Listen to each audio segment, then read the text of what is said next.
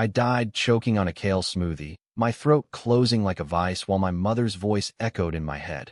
Violet, if you can't even fit into that dress, what's the point of showing up? The irony?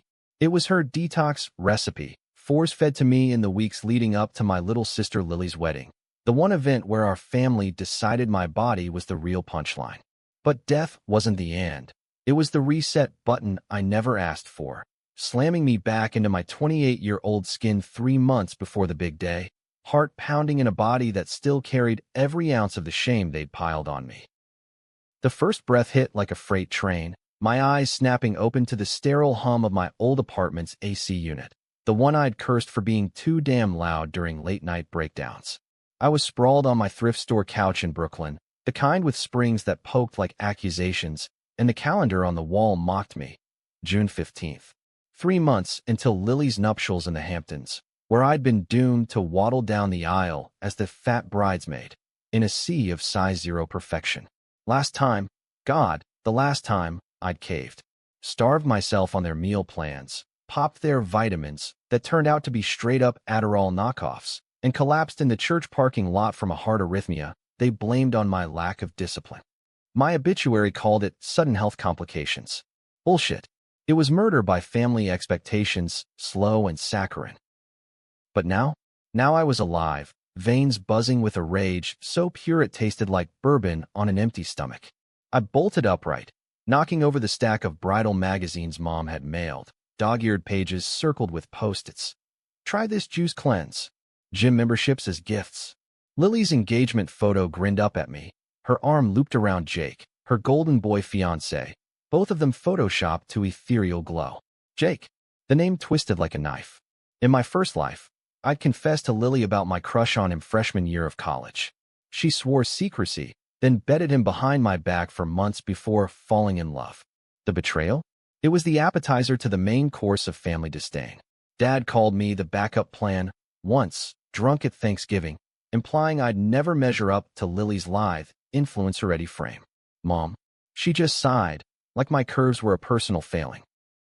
I stumbled to the bathroom mirror, flipping on the harsh fluorescent light. There I was, Violet Harper, 5 feet 6 inches and 180 pounds of soft edges and sharp regrets, dark curls frizzing in the humidity, hazel eyes wide with the ghost of my own autopsy. My hands trembled as I traced the faint scar on my collarbone from that childhood bike accident, the one Dad never let me forget as proof you're clumsy like your weight. Fuck them. All of them. This time, I wouldn't show up as the punchline. I'd rewrite the script, starting with the $3,900 burning a hole in my savings from that freelance graphic design gig I'd nailed right before dying. It wasn't much, but it was enough for a down payment on vengeance. The first call was to my old therapist, Dr. Elena Vasquez, the one who tried to warn me about the family's toxicity before I ghosted her sessions to focus on the wedding. She picked up on the second ring, her voice warm like chamomile tea. Violet, it's been months. Everything okay? Doc, I rasped, throat raw from the phantom choke. I need a referral. Not for therapy, for a private investigator. The kind who digs up skeletons without leaving fingerprints. There was a pause, the kind that said she knew I was spiraling, but this time, I didn't care. What's going on, Vi? Let's just say I'm done being the family doormat. And Lily's got dirt that could bury her whole fairy tale wedding.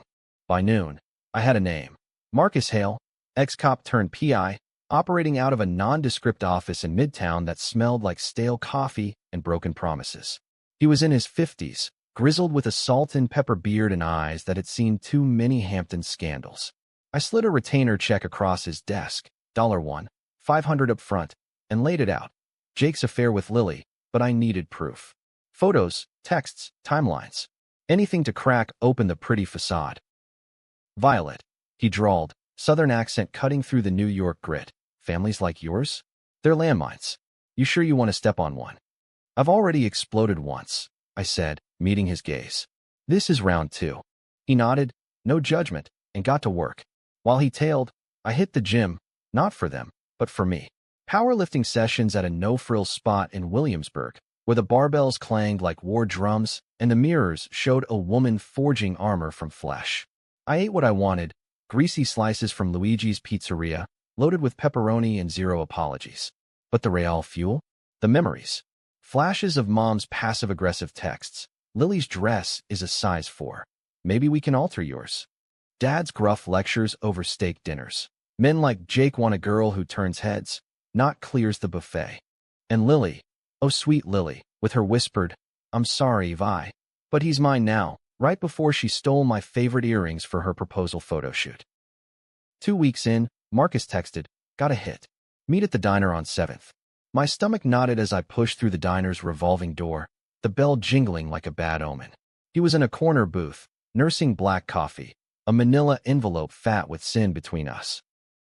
"Jake's been sloppy," Marcus said, sliding it over. Text from last summer, before Lily even announced the engagement. "He was blowing up your phone, Vi." Heart emojis, late night, what ifs. Then poof, goes silent. Guess who has the same timestamps on her end? I flipped open the envelope, heart slamming. Screenshots. "Jake to me, miss your laugh. Lily's fun, but you're real." Followed by Lily's replies to him. "Don't even think about her. She's just jealous fat." My vision blurred, not from tears, but fury. There was more. Bank statements showing Lily funneling wedding funds from Dad's account into her personal Venmo. $5,000 here, $3,000 there, labeled gifts from Vi's share. She'd been siphoning my inheritance, the one mom promised would cover my fresh start after college. The betrayal wasn't just romantic. It was financial, familial theft wrapped in sisterly hugs. But the kicker? A grainy photo from a gala last fall. Lily, arm in arm with Jake, but in the background, Dad, his hand lingering too long on her waist. Not fatherly. Possessive. Marcus leaned in. Heard whispers. "Lily ain't his bio kid. Your mom had an affair, some Wall Street shark. Dad knows. Keeps it quiet to save face. But Lily? She's got him wrapped, using it like leverage." The diner spun. All those years of Dad favoring her, the daddy's girl bullshit, it wasn't favoritism. It was guilt. And complicity. I shoved the envelope into my bag, tossing another $1,000 on the table. "Keep digging. I need everything." Back home, I paced my shoebox apartment, the city lights flickering like faulty synapses. Trung Sin. Hell, it sounded like some K-drama fever dream. But here I was, handed a second shot at justice. The wedding loomed like a guillotine, invitations already RSVP'd in my name. Mom's voicemails piled up. "Vi, fittings next week. Don't forget the cleanse." I deleted them all, fingers itching for the next move. That's when the idea hit. Pure, petty genius born of spite. If they wanted a perfect wedding without the problem child, I'd give it to them. But on my terms. I fired up my laptop, searching wedding crashers for hire, until I landed on a shady forum. Ethical hackers and event saboteurs, the underbelly of New York's elite service industry. One post caught my eye. Discreet alternatives for high society events. No traces, full immersion. I emailed the handle, Shadow Events, and outlined the play. A body double. Someone to stand in as me, play the part of the dutiful, downsized Violet. She'd smile through the toasts, dodge the side eyes, and vanish after the cake cutting.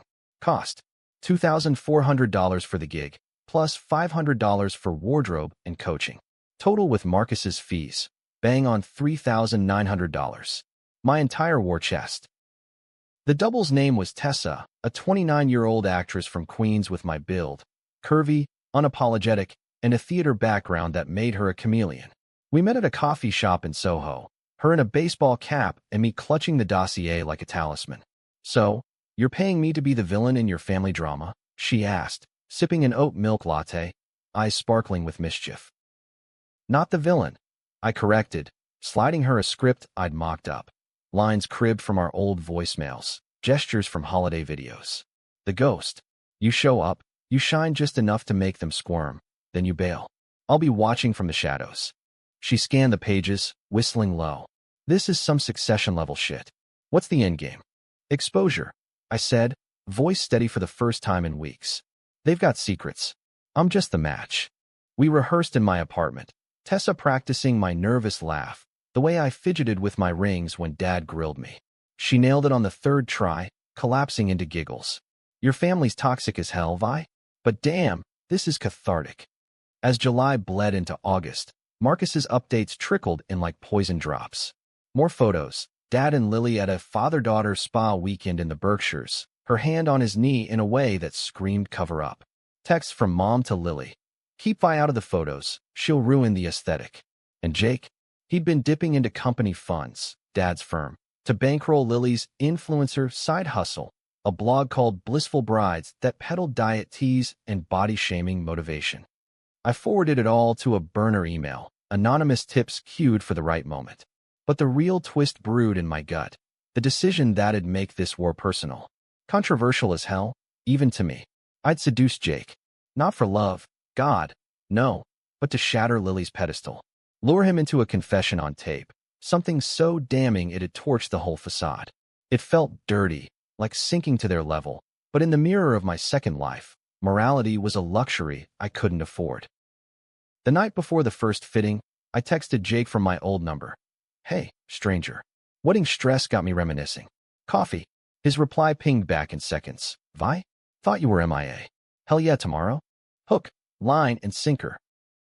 The coffee shop on Bleecker Street buzzed with weekend brunchers, but my table felt like a confessional under siege. Jake slid into the seat across from me, all golden retriever charm in his button-down and chinos, that boyish grin masking the opportunist I'd glimpsed in Marcus's files. Vi, you look great. Lost some weight. I forced a laugh, the one Tessa had perfected, light, deflecting. Inside, I wanted to hurl my flat white in his face. Nah, just glowing from the inside out. You know, therapy and all. Lie. But it bought me time. We chatted surface level, his job at Dad's hedge fund, Lily's bridezilla moments. Then I steered, casual as a summer breeze. Remember that summer after college? Before things got complicated. His eyes flickered, Adam's apple bobbing. Yeah, good times.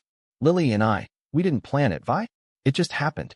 Bullshit, I said, voice dropping to a whisper, leaning in like we were conspirators. You texted me for months. Said she was fun, but temporary. What changed? He shifted, glancing at his phone. No escape. Look, it was a mess. Your folks pushed it, Dad especially. Said you were too much for the family image. Lily fit the mold. Too much. The words landed like shrapnel, echoing Mom's pre-death lectures. I pulled out my phone, hidden recorder app running, and played it cool. So you settled? For the golden child? Jake rubbed his neck, sweat beading despite the AC. Not settled. Strategic. Weddings like this? They're investments. Your sister's got the connections, Dad's donors, Mom's social circle. Plus she's easy. No drama. No drama. Like I was the storm cloud over their sunshine wedding. I pressed, heart hammering. And the money? Draining Dad's accounts for her blog. His face paled, fork clattering against his plate. No, wait, that was the spoon in my untouched scone. How'd you? Vi, it's not like that. Loans. Repayable. Save it. I murmured, hitting record on a follow-up voice note later that night, alone in my apartment. I'd gotten him to admit the siphoning, the favoritism, even a vague, Lily knows about her real dad. Uses it to keep him in line. Enough to detonate. But as I listened to the playback, doubt crept in. This wasn't just revenge. It was excavation, unearthing the rot at our core. Mom's affair, confirmed by Marcus's deep dive into birth records. Lily, conceived during a business trip to Chicago, DNA test buried in Dad's safe. He'd raised her anyway, twisted love into control, and now she wielded it like a whip. My crimes. Being the bio kid who didn't conform. The one who ate carbs and dreamed of art school over finance degrees. The fitting loomed that Thursday, a torture chamber disguised as Kleinhen's bridal on Madison Avenue.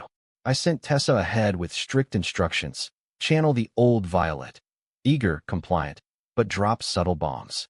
Mentioned the funds mix-up, casually, watch their faces. I tailed from a rental car 2 blocks away, parked with a thermos of black coffee and binoculars like some budget-born.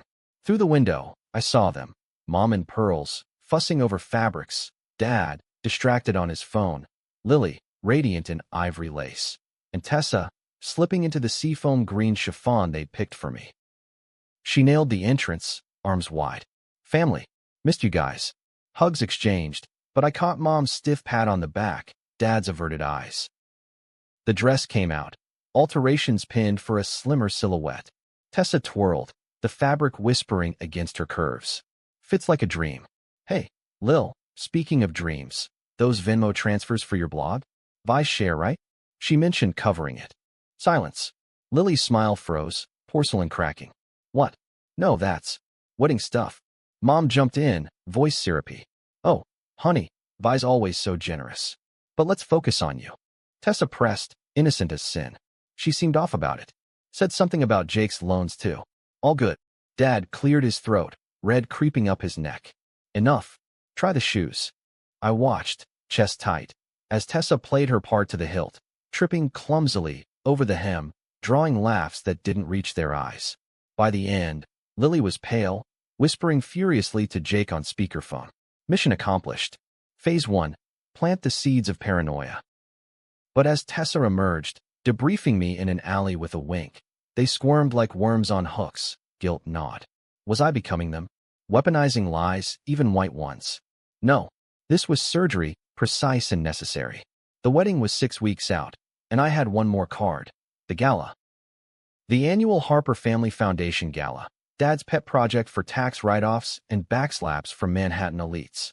Black tie, chandeliers dripping from the plaza's ballroom ceilings, the kind of event where deals were sealed over caviar and cocaine-fueled whispers.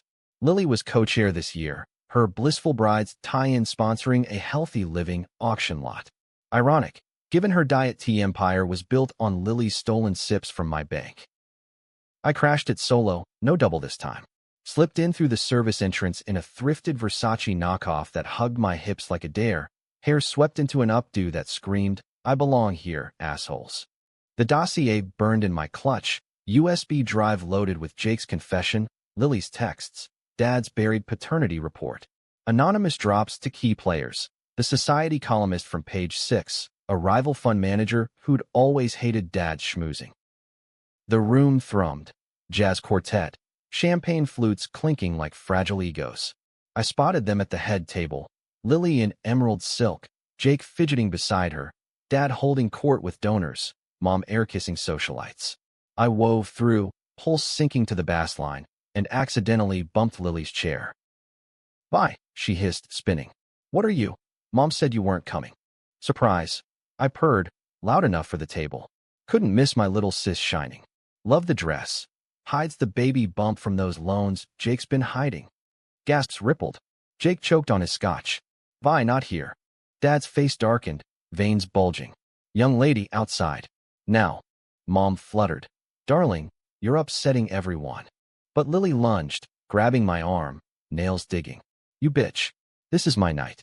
I yanked free, voice carrying like a spotlight. Your night? Built on my money, your lies, and Dad's dirty little secret? Ask him about the Chicago trip, Lil. Or should I email the DNA results to your guests?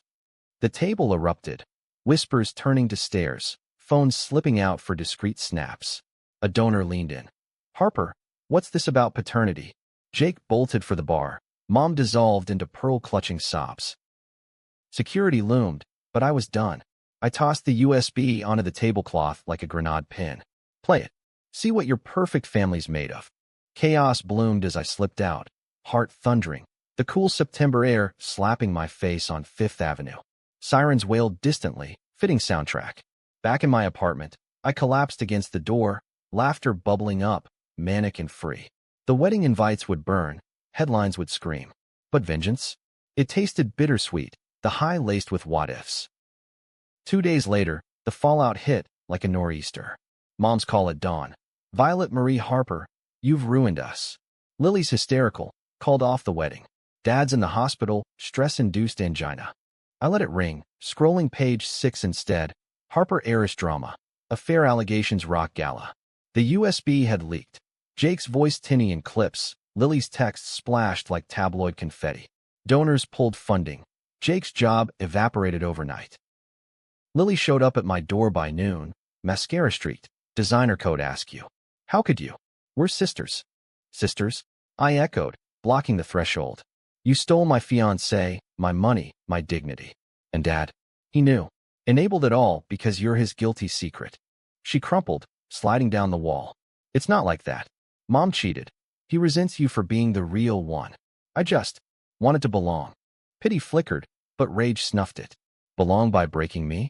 No. Get out. She left in tears, but not before dropping the twist that nearly undid me. The pills Mom gave you? Not vitamins. I swapped them. Wanted you too weak to fight back at the wedding. Make you the joke. The admission hung, heavier than death. Murder, premeditated by blood. I slammed the door, dialing Marcus for a police contact. Assault with intent, enough to bury her. Weeks blurred into legal limbo. Statements, lawyers, restraining orders. Dad survived his heart attack, but the firm crumbled under scandals. Mom checked into a spa, read, rehab, for exhaustion. Lily faced charges, her influencer empire nuked. Jake vanished to some cousin's couch in Jersey, tail between his legs. And me? I kept the dress Tessa wore, seafoam green, unaltered. Hung it in my closet like a trophy. Therapy resumed, real this time, with Dr. Vasquez unpacking the layers of self-hate they'd etched into my bones. I gained 5 pounds, celebrated with a slice from Luigi's, and started pitching graphic novels to agents. Stories of women who rose from ashes, unapologetic. The wedding date came and went, a ghost in the Hamptons ether. I marked it with a solo bonfire on Coney Island Beach, flames devouring the last bridal mag, sparks dancing like freed secrets. Trunction wasn't about perfection, it was power reclaimed, one controversial cut at a time. But as embers died, my phone buzzed, an unknown number. Vi, it's Lily. From county lockup. I get it now. Forgive? Delete. Some debts aren't paid in absolution.